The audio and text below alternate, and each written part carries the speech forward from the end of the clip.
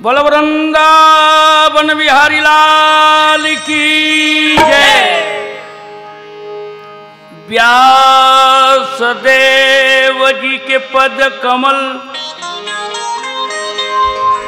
बार ही बार मना,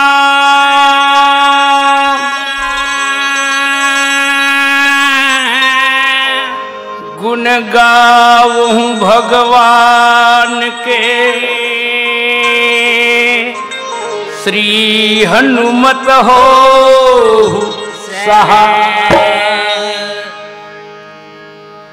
रागी भैया प्रभा खेतान फाउंडेशन, राजभाषा आयोग और हमर बहुत मायारुक संगवारी गौरव शुक्ला जी के आमंत्रण में शामिल होके बहुत हम गदगद होवथन।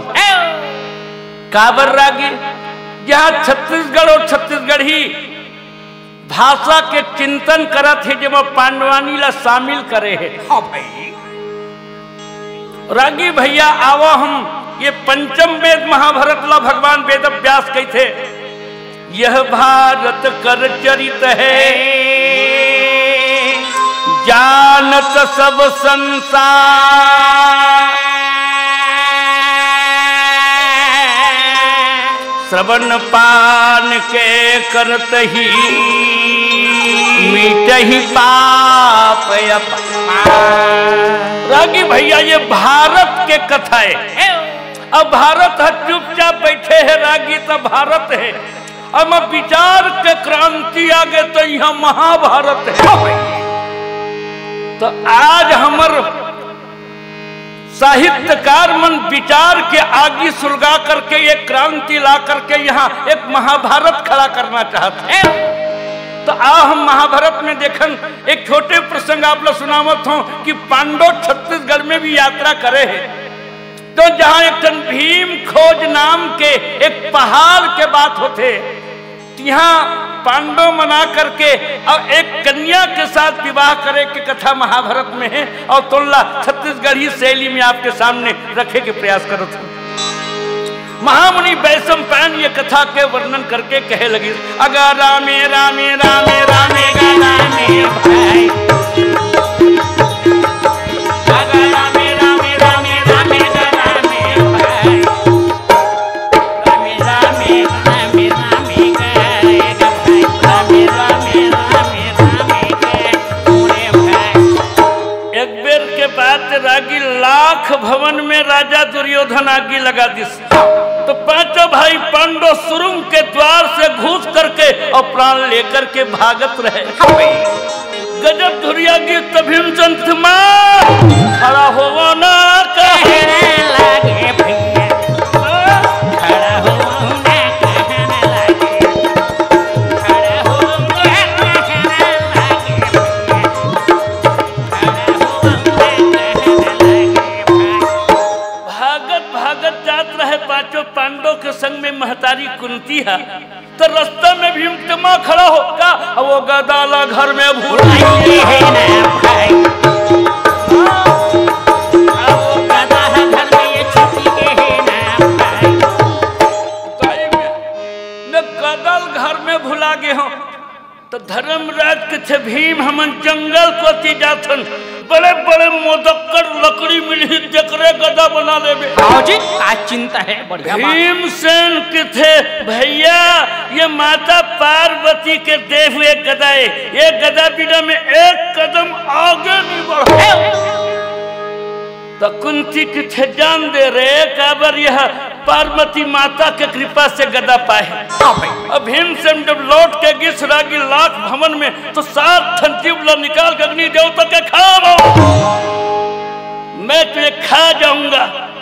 भीमसेन के थे अग्निदेव ते काबर ये भवन में बसे हस। राजा दुर्योधन मोला बधना बधे रही, ये मकान में तुला 6 बिरती हो, 6 बिरला पाले हैं पर शांति नहीं। आज तोर जैसे बिरला में आहार करना चाहो। भीम के थे दुर्योधन तो 6 जन कह रही, मैं तोला 100 दी हूं। अग्नि देवता के थे मैं तुम जैसे वीर को खा जाऊंगा। भीम के थे ठोक ले में ठठा लेबे, कमजोर हो ही मत लेबे। अरे मम समान सतबीरा तो ही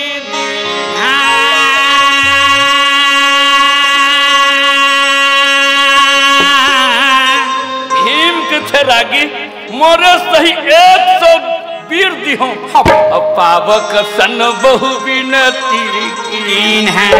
अग्नि देवता से विनय करके भीमसेन के श्याम सुखदाई मोर हल धर के भाई गा भजन कीनम नहीं होए भैया गा भजन कीनम नहीं होए श्याम सुखदाई मोर हल धर के भाई गा भजन कीनम नहीं होए भैया गा भजन कीनम नहीं होए।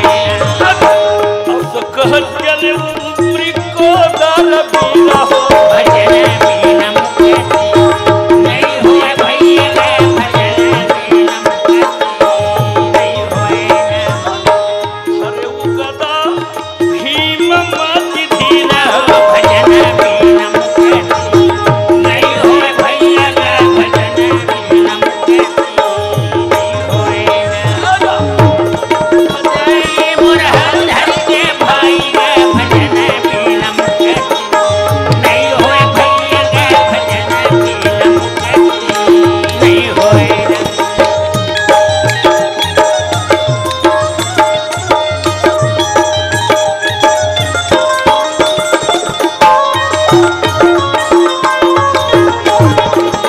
श्याम सुखदाई मोर हल धर के भाई गा भजन कीनम नहीं होए भैया गा भजन कीनम नहीं होए। रागी और ऐसे कई के गदल कंधा में लेकर के महाबली भीम और बन के मार्ग में चले जावत रहे। रागी कुंती माता की थका समाचार है बेटा मकान के दाई 7 खंजीबला निकाल के अग्नि देवता खड़ा हो गए। तो कैसे बाटे बोले मोरे सही 100 दूहू के हैं हो तो 100 से कहाँ पहुंचाबे करार नहीं करे हो न स्टाम नहीं लिखाए। अच्छा काय करे हत्ता उबर जही तो दे देना है समय यही तो और समय समाज मनोहरताई बोले समय और परिस्थिति ला कोनो जाने नहीं जाई। चल 2-4 दिन रग घोर जंगल में पांडव चलत रहे। कुंती माता श्रमित हो गए और थक गए तक से भीम मोर चले के शक्ति नहीं है बेटा मैं कैसे ये घोर जंगल में पदयात्रा करी। भीमसेन ने कहा मां तोर बेटा के भुजा में ऐसे बल है कि काल हरण में जीते नहीं।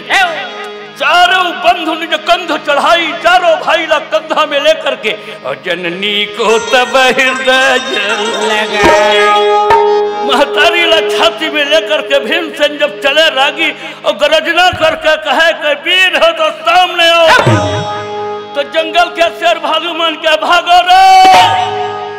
कुंती के बघवा ढिलाई के ना भैया के बघवा ढिलाई के बघवा ढिलाई के भैया के बघवा ढिलाई के भाई। भीम जब अट्ठहास गर्जना करे रागी तो जंगल के शेर भालू मन भागे।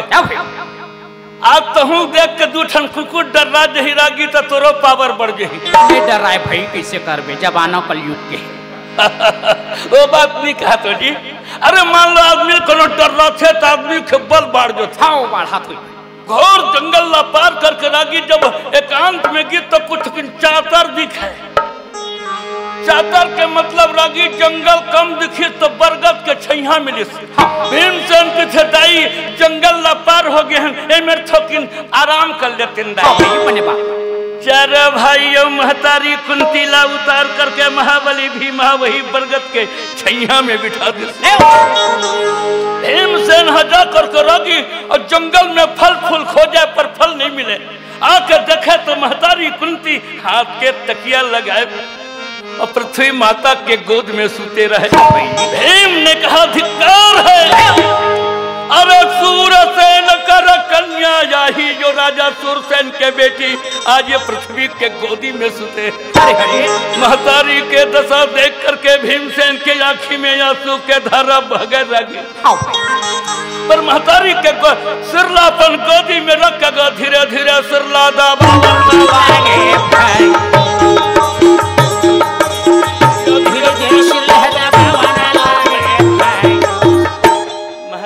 के सिरला धीरे धीरे दबा करके अब भीम बैठे रहे। चारों भाई थके रहीन रागी सूत गए। कुंती माता के नींद पर गए पर भीमसेन दबावत रहे। तो वही जंगल में रागी एक घंटानो रहे और संग में होकर एक दानवी रहे। महाभारत में बताई सुरागी मन भाइयों बहनी रहीन। और ये हिडम्बासुर दानो हिडम्बी नाम के कन्या के नाक में मानुष गंधे पाई तब मनखे के सुगंध पैन तहाले राक्षसी के थे भैया कैसे मन खैन लागत है। भावत है काबर रागी अपन अपन खाजी अपन अपन नाक में ममहा जथे। हाँ जी बने कहा था कोनो कर तेलई रांधी ते दुरिहल जानवर में कहाँ भजिया रांधत है। उसने ढंग के ओकर नाक में जब मनखे के सुगंध आ गए तो दानों राज लौट करके नजर उठा के देखने लगे।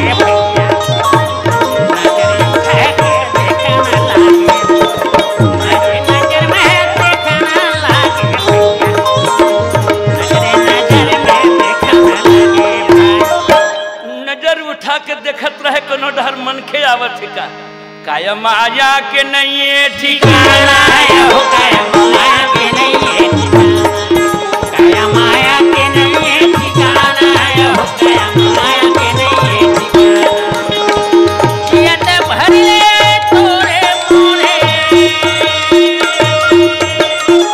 किया ते भर ले तोरे मोरे अंत में कछु नहीं जाना हो काया माया के नहीं है ठिकाना काया माया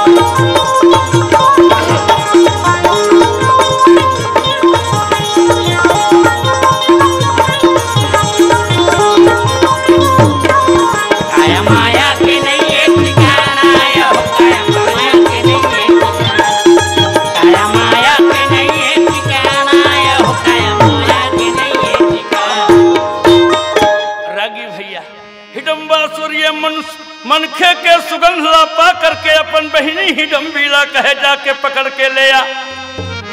अतकल खाबो तो 2-4 दिन बाद फुर्सत हो जाओ। हाँ बने को चार दोनों जान रागे हिडम्बी राक्षसी के बड़े बड़े दांत और बड़े बड़े नख काल के समान जटा धारण करे हुए हिडम्बी कन्या रहे और ये पांडव मन ला खाए खातिर आवत रहे। जब वो कन्या चले रागी जंगल में तो जंगल है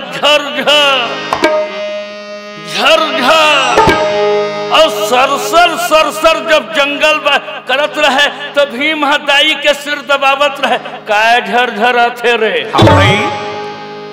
भीम लौट के देखिस रागी तो एक भयानक राक्षसी जंगल में भ्रमण करत रहे। राक्षसी ला देख के भीम थकिन आदिस रागी स्वभावे छे भई नहीं रागी वीर होते तो अपन भुजा डहल देखते ओ पहली गर्मी आथे तेह रागी वीर नो हस न जवान नो हस। हम तो मजेरा डहला देखा थन भाई जवानी के बातें अलग होते रागी, हमू जवान रहन पर भूतपूर्व हन। ओ भैया वर्तमान में हम हन जी। तो इसना वो जवान भीम भुजा डहल देख के जब मुंछ में ताव दिस आदत नहीं के। अरे वो बात नहीं कहा तो चुप रहे काबर रागी पहली वीर रहे तकर मन के मुंछ रहे और जकर मुंछ नहीं है तकर कुछ नहीं है। का कुछ नहीं है ती पता। अरे भाई ऐसा मुंछ में ताव दिस तो हिडम्बी देख आई रखा हूँ कहत रहे ये तो हमरो दुगुना दिखत है। तो हिडम्बी का कह जय ढरदानी भोले बाबा तो कृपा होती तो यही मोर घर वाला हो जाते। बने सोचा हमर गोस्वामी जी महाराज के थे अरे गरल सुधा रिप करही मिताई तो गोपद सिंधु अनल शीतलाई। जहर को अमृत होना पड़ेगा, शत्रु को मित्र होना पड़ेगा, अग्नि को शीतल होना पड़ेगा। कब बल राम कृपा करी चितवा जाही जकर पर राम के कृपा हो जाते। हिडम्बी कन्या के मन में शत्रु भाव ला त्याग के मित्र के भाव लेकर के कह जय भोले बाबा यही मोर पति हो जतीस।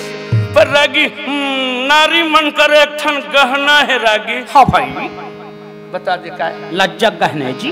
हाँ काबरी हूँ व्याकरण में एमेल ऊपर आगे बढ़ गए में हो गया है नहीं तो एक कर सती बताइस नारी मन करा लज्जा एक गहना है। तो एक पेड़ के आड़ में खड़ा होकर कहे ए परदेसी।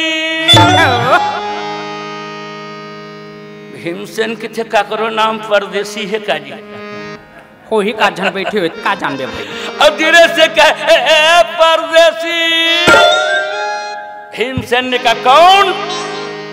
महाराज मैं ये जंगल के एक राक्षसी कन्या एक में हिडम्बी नाम है महाराज। रूप तुम्हारा मोरा मन पागा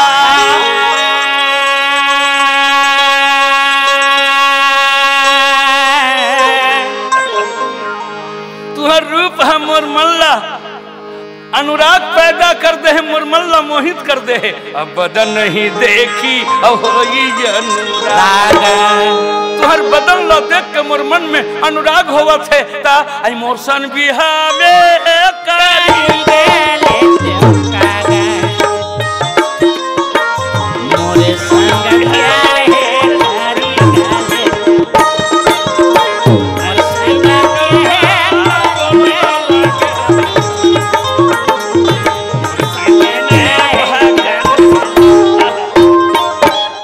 संग बिहाव कर लेते हो का? भीमसेन के थे जब बिहाव करना है तो दुर्योधन काबर खड़े हो काबर मन है चंगा रागी तक कठौती में गंगा। जब मन चंगा है तो घबरा का बात है। आओ हाँ भाई हिडम्बी आगे बढ़ी से रागी तो देवी देवी बोले का एक जन और परिवार बोल में के जन हमारा और रूप तुम्हारे मोर मन पागा और बदन नहीं देख हो अनुराग। मैं आपसे विवाह करना चाहता हूँ भीम कुछ जब मन इसना है तो कोई बात नहीं। ये बरगद के देवता घलो देवता है और यही में 7 भावर पानी ग्रहण कर लेता बढ़िया सुन कर के बाद जब रागी न सहनाई के जरूरत है न बाजक जरूरत है। बरगद के देवता में 7 भावर घूम लेते आगे आगे कन्या चले और पाछू पाछू भीम चले।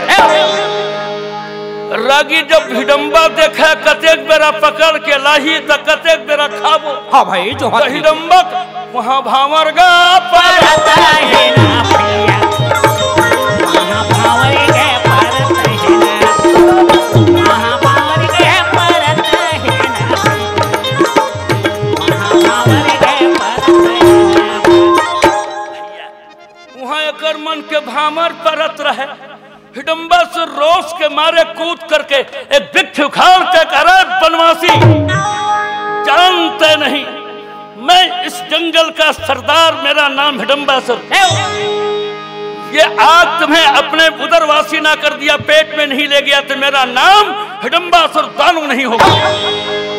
भीम के थे कसरे घर चिड़ैया कभू गिधवा लीले है नहीं लीले है भाई कोनो लीला थी समय बात है रागी पर बताए कि घर चिड़ैया कोनो गिधवल लीले है। अरे तोर नाम ला सुंदर है तोर नाम हिडम्बासुर है पर मोर नाम जानथस बल में आगर भीमसेन बली नाम धराई, और 12 गाड़ा बगरी खाते काला सिराई।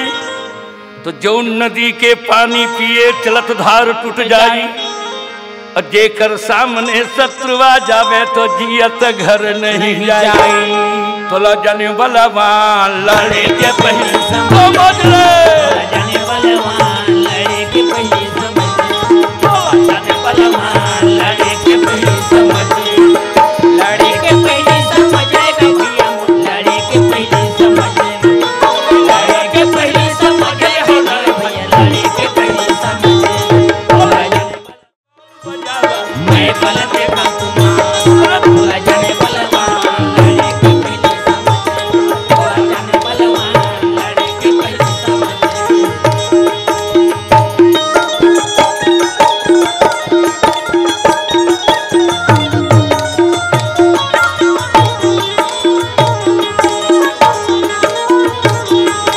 बोला जाने बलवान लड़े के पहले समझ, बोला जाने बलवान लड़े के पहले समझ। हिडम्बासुर दानव क्रोध के मारे वृक्षला उखाड़ के, एक पेनला उखाड़ के कह मैं ते खा जाऊंगा। भीमसेन किथे हिडम्बी, ये चारों धन मोर भाई है, और यह मोर महतारी है। संकट पर जही तो मोर महतारी ला जगा देवे, और बैठ एकर संग में महू अपन पैतरा कर लेते हो। और रागी दू बार ला भीमा खोजत रहे। हाँ भाई, कौन ला ककरो घर बियारी के भोजन रहे तब, और कोनो दमोरे बर रहे बढ़िया आदत में। रागी वीर होते तो न जरूर ऐसा लड़ाई झगड़ल खोजत रही थे। हाँ भाई, काबर ज्ञानी ला जब ज्ञानी मिलते रागी तो बुद्धि में तृप्ति आते, और उसने बलवान ला जब वीर मिल जाते तो मन शांत होते। जब दानव राज एक वृक्ष को उखाड़ के तोड़ते, भीम तोड़ करके अरे दूसरा ये वृक्ष उखाड़ने लागे भैया, दूसर वृक्ष के उखाड़ने लागे, उखाड़ने लागे भैया, तुम्हारी लड़ाई है रागी भैया दूसरा वृक्ष भीम उखाड़ करके भीम गर्जना करते हैं, और दोनों में युद्ध हो लागे भैया, दोनों में युद्ध होने लागे, दोनों में झगड़ा होने लागे भैया, दोनों में झगड़ा होने लागे।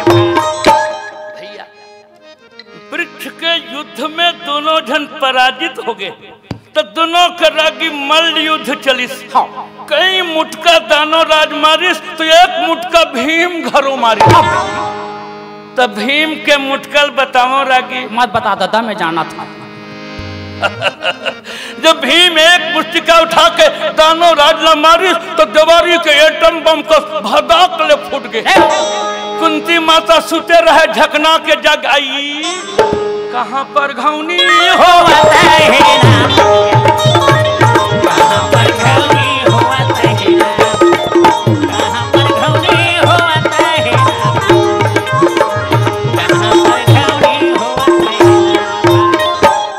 कर पर घनी होते का। एती वकील देखत रहे, नजर पड़ गए कुंती माता के आई, अब वो दुल्हन घालो तिरमा बने हवे ना भाई, अब वो दुल्हन घालो तिरमा बने हवे ना भाई।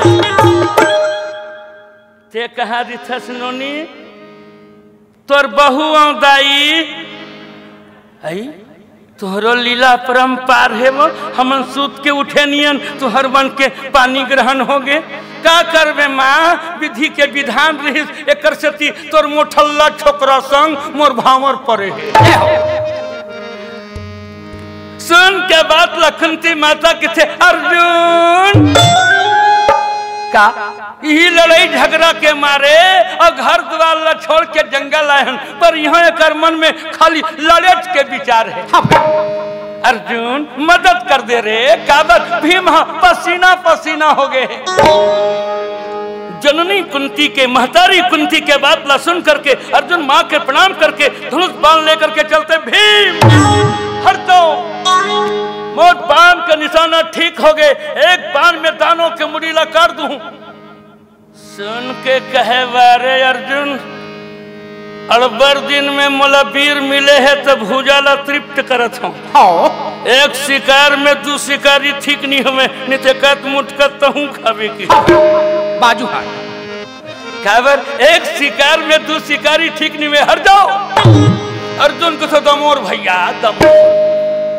और आगे कोनो आदमी कोनो वीरता करत है वाला चक्की जैसे नहीं मार सकता, तो ओकर टेम्परेचर हाई हो जाते, बढ़ जाते भाई।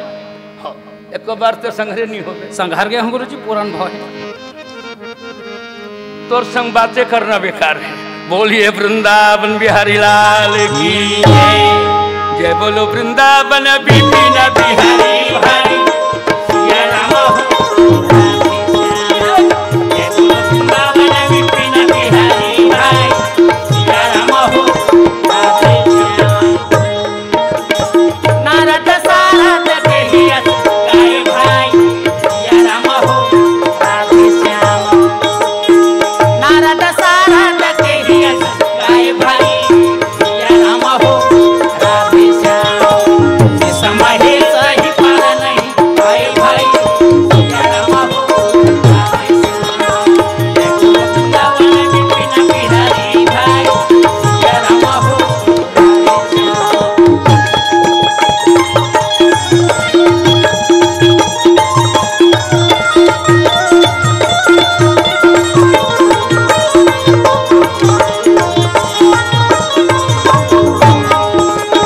जय बोलो वृंदावन बिपिन बिहारी भाई सिया राम हो राधे श्याम। जय बोलो वृंदावन बिपिन बिहारी भाई सिया राम हो राधे श्याम। भीमसेन और दानव राज के रागी जबरदस्त लड़ाई हुई। भदा भद्दोय तो जब चले लगी, कई मुष्टिका दानों ने प्रहार किया है, तो कई मुटका भीम मारिस। अंत में दानव राज के पैर पकड़ के 7 बार घुमा करके गगन मार्ग में फेंकते हैं और गिरने पर कंठ को दबा करके दानवराज को प्राणहीन कर देते हैं।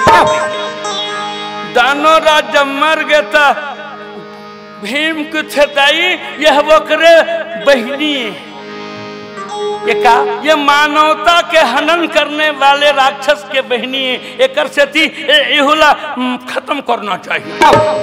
नहीं बेटा, एक साथ तो पानी ग्रहण हो गया तो गंधर्व विवाह करना चाहिए।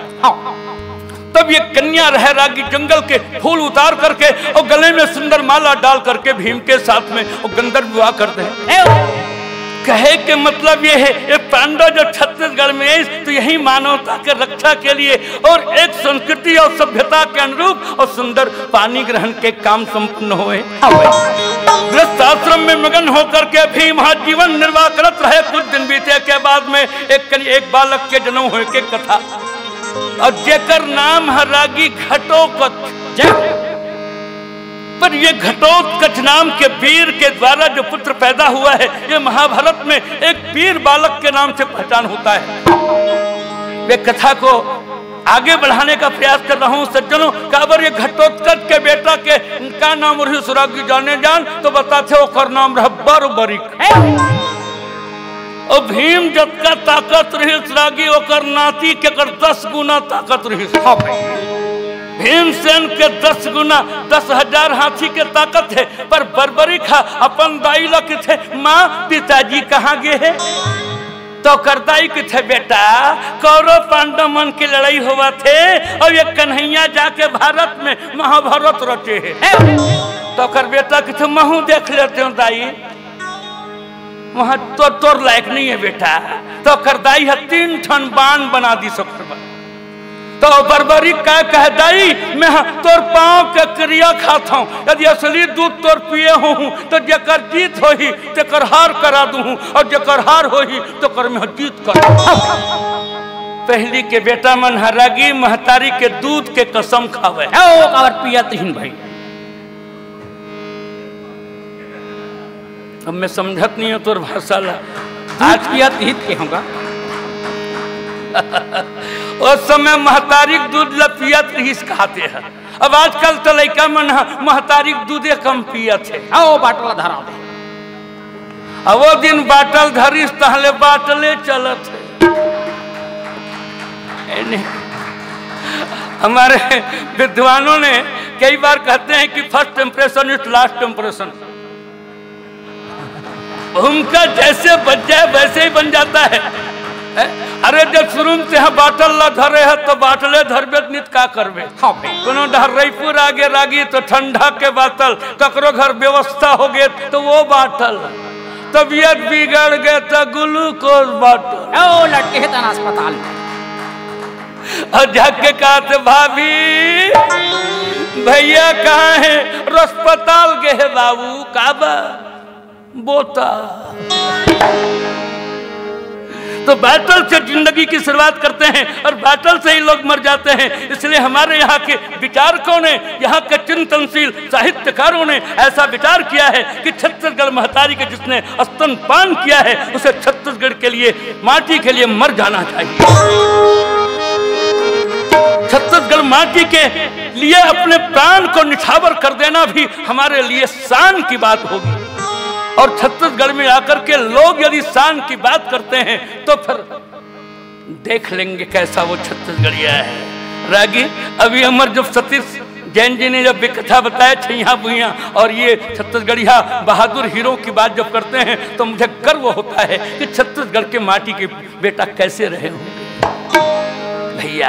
और तुम्हारे कवि ने बड़ा सुंदर भाव कह दिया है, मोर रग रग में माया दया में महाभारत के गीतायों में, महाभारत के गीतायों में, मोर भुजा में लाखों लोग पले यो, हर हारे जग जीतायो, हर हारे जग जीतायो, मोर गाँव गाँव देवता धामियो, शहर शहर विश्वकर्माय, शहर शहर विश्वकर्मायो, कोरा कोरा माय अभिमन्यु, अर्जुन भीम घर घर माय, अर्जुन भीमाऊ धर्मायो, मोर हाला बजुर बरोबर रे मैं वीर दधीची दानियों में, छत्तीसगढ़ के माटियों में, छत्तीसगढ़ के माटियों, मोर हाला बजुर बरोबर रे मैं वीर दधीची दानियों में, छत्तीसगढ़ के माटियों में, छत्तीसगढ़ के माटियों।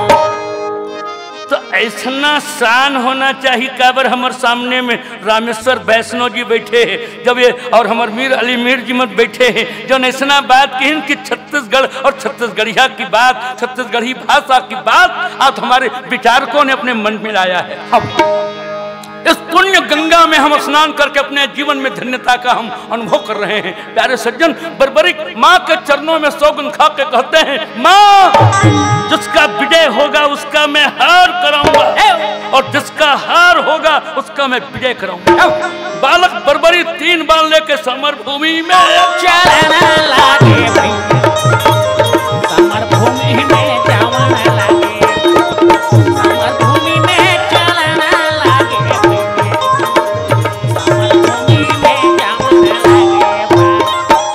जब रणभूमि डहर जात रहे तो भगवान रास्ता में ब्राह्मण के रूप में गिस और जब ए भैया गा खड़ा हो वो बोला लागे भाई,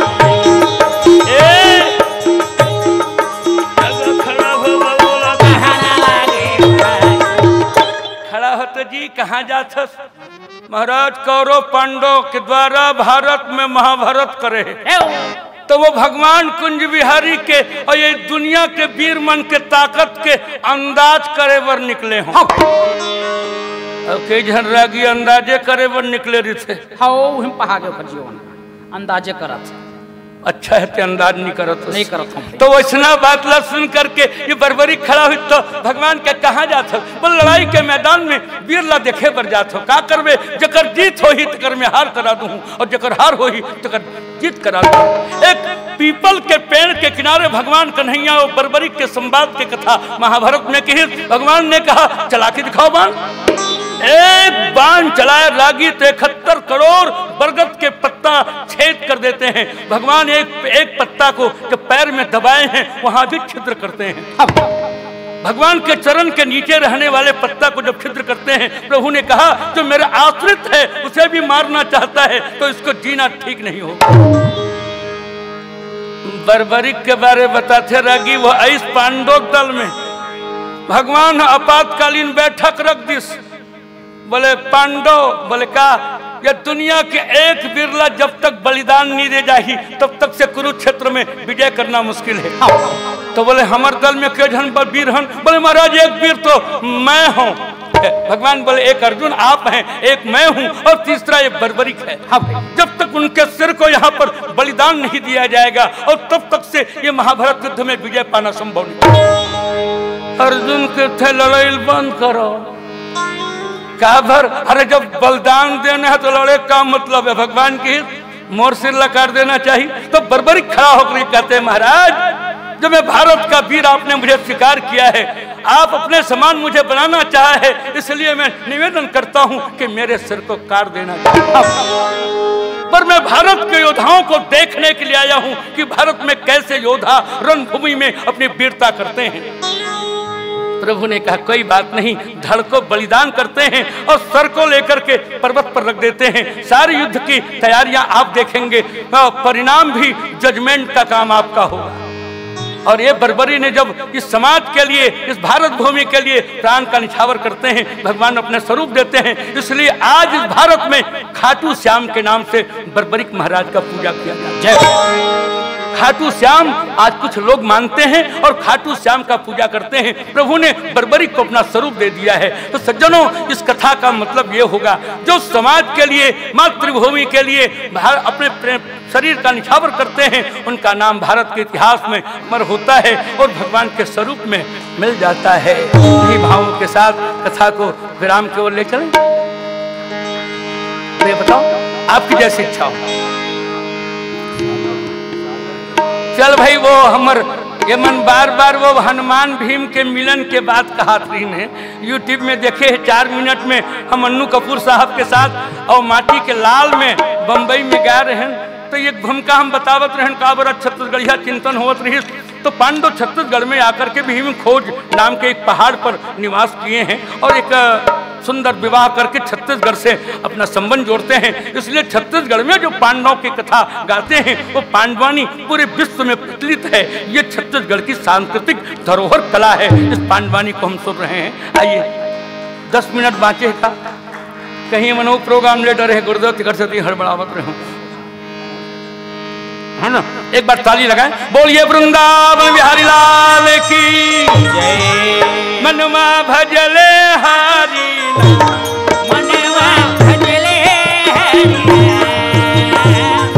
राधे मोहन घन श्याम भैया राधे मोहन घन हे मनवा भजले हरि हे मनवा भजले हरि राधे मोहन घन श्याम भैया राधे मोहन घन श्याम। कहूँ कथा सुंदर उपदेशा राधे मोहन घन श्याम शांत होई अब सुनहु नरेशा राधे मोहन घन श्याम भारत कथा सुनहि अरु गावे राधे मोहन घन श्याम अंतहि काल परम पद पावे राधे मोहन घन श्याम हे मनवा भजले हरि राम हे मनवा भजले हरि राम राधे मोहन घन श्याम प्रिय राधे मोहन घन श्याम।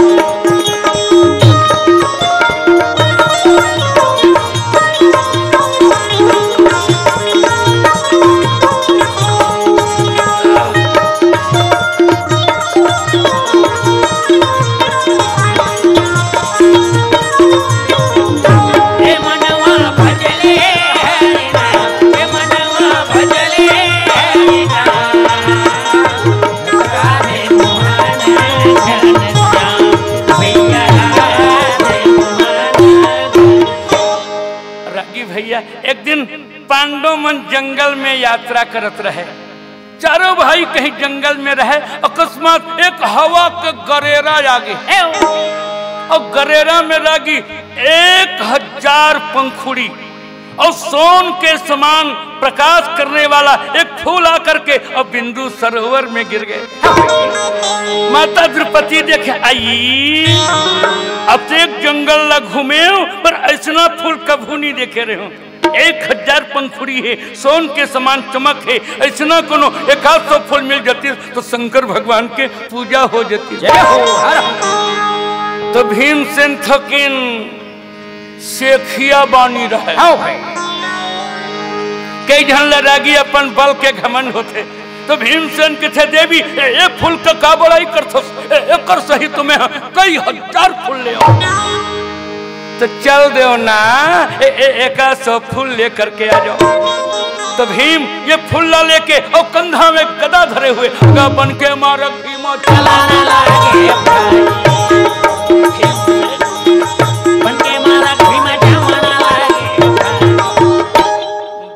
चले रागी पर घमंड में काय कहे कोई वीर हो तो सामने आओ। तो जंगल के शेर भालू मन प्राण लेके भागत रहे। हनुमान जी देखे काकर बाल बाल गे। दुरिया ले हनुमान जी देखे तो नान चुन भीम आवत रहे। हनुमान जी समझ गए ये मोर छोटे भाई है और एकरो अहंकार हो गए। अहंकार हो ही तो पतन हो जाही। देकर अहंकार ला मिटा देना है करके हनुमान जी बुढ़वा बेंद्रा के रूप ला धर के रागी रास्ता में जा करके बैठ गए। बुढ़वा बेंद्रा के रूप धरे रास्ता में बैठ के अपन लंगूर ला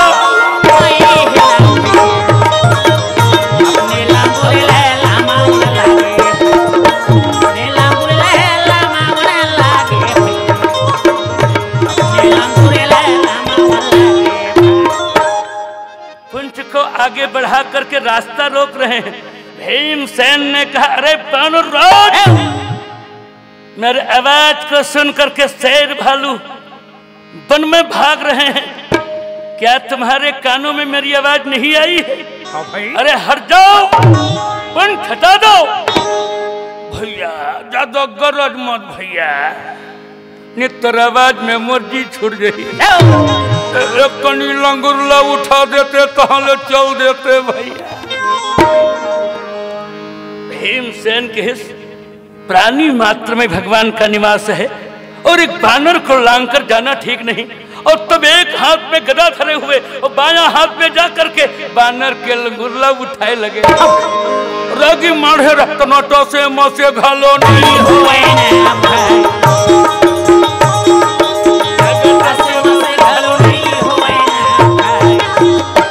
लंगूर हाथ डोलत नहीं रहे। भीम किथे बेंद्रा है तो मरह सही है रे। एकर लंगूर है कते गरु हो गए। भाई तो भैया कंधा से गदा उतार के 10,000 हाथी के ताकत से अरे बानर लंगूर ले गए। पकड़ना लागे भैया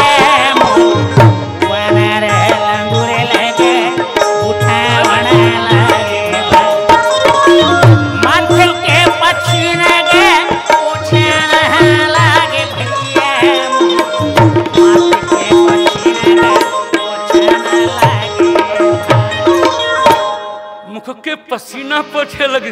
थर थर थर थर कापण लागे पिया थर थर कापण लागे थर थर कापण लागे पिया थर थर कापण लागे। कापे लगी सारी बेंद्रा है तो बुढ़वा सही है, एकर ताकत कतेक एकर लंगूर कतेक गरु हो गए। भाई तो हाथ जोड़ के कहे भैया कौन बेंद्रा यार, मैं तो सुने रहे त्रेता में एक जनऊ बेंद्रा रही तो मोर बड़े भैया रही।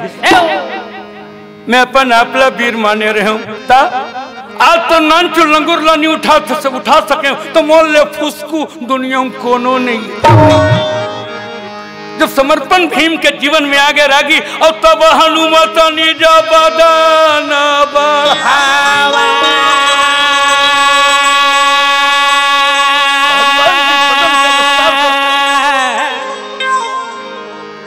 जाई भीम और तहसीस झुकावा।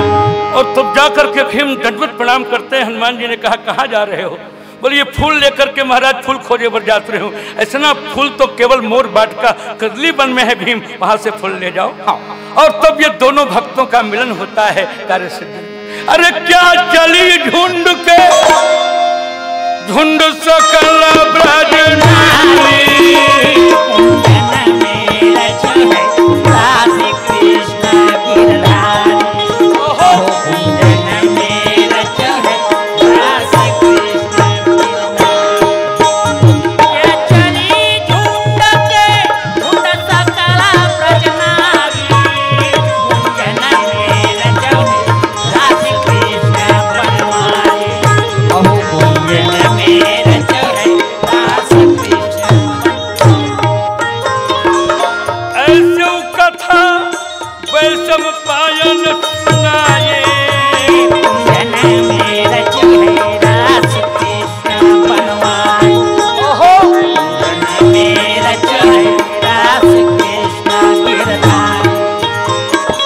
सुनत कवन जन्मे जय सुख पाए, कुंजन में रचे है राधे कृष्ण बनवारी। ओहो कुंजन में रचे है राधे कृष्ण गिरधारी। क्या चली झुंड के झुंड सकल ब्रज नारी, कुंजन में रचे है राधे कृष्ण बनवारी। कुंजन में रचे है राधे कृष्ण गिरधारी।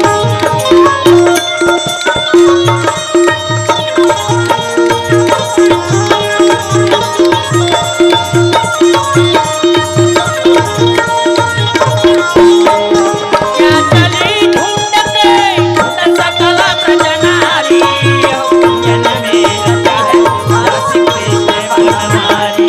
ओहो कुंजन में रचे है राधे कृष्ण गिरधारी। बोल वृंदावन बिहारी लाल की जय। इन्हीं भावों के साथ यहीं पर कथा को